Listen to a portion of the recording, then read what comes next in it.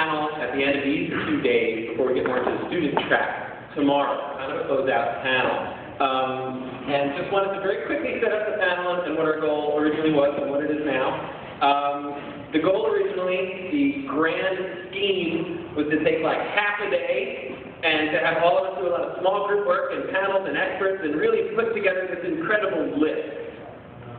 A listing of all of the things that, as we do this work in the men's movement, pro-feminist men's movement, feminist men's movement, as we do this work engaging men and boys to think about looking critically at masculinity, redefining masculinity, maybe giving up pieces or replacing pieces of what it means to be a man, what are we offering them in return?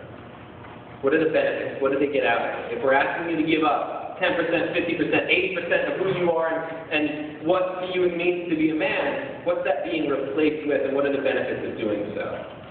Right? And so would it serve us to take time to clarify that list, to look at the things for all of us in the room, the different ways we do the work in the different contexts? How would it serve us, and what would that list look like, and would it be a good idea? We don't have the time or the space, unfortunately, to go into the entire scope of that. But what we are going to do is take a small amount of time now with these 4 esteemed folks up here on the stage with me, and just plant the seed and ask the question. So that's kind of where we're at as we close this out. What are we offering men in this movement? What is offered to men, concretely? And so we've got a few questions we're going to go through, throw it to the panel, but before we start, I'm just going to ask the 4 folks up here to go ahead and take no more than a minute, 2 minutes tops, and just let us know who you are and what brings you to this work.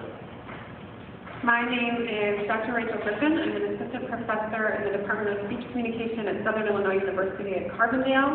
And for me, that means that I'm a critical intercultural scholar, so all of my work rotates around power, privilege, voice, agency, gender, race, sexual orientation, so on and so forth. And I've been in the movement against gender violence far longer than I've been Dr. Griffin. I think I've been speaking for 6, maybe 7 years all over the country and doing direct-to-driver contact work as well. So that is what brings me here. My name is Bob Jensen. I teach at the University of Texas at Austin, and my entry into this and to sort of critical politics more generally was through the feminist critique of pornography, which was my early work and my graduate work, and that led to interest not only in other aspects of feminist critiques, power, including men's violence, but a critique of hierarchy and the unjust distribution of power more generally.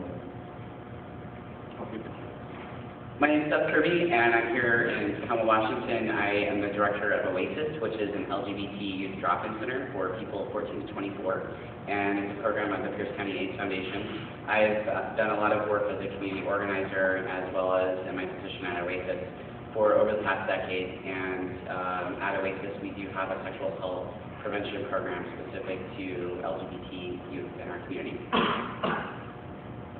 Hi everyone, my name is Sanjay Patel. I'm from Syracuse University, and I'm the graduate assistant at the Syracuse University Rape Center.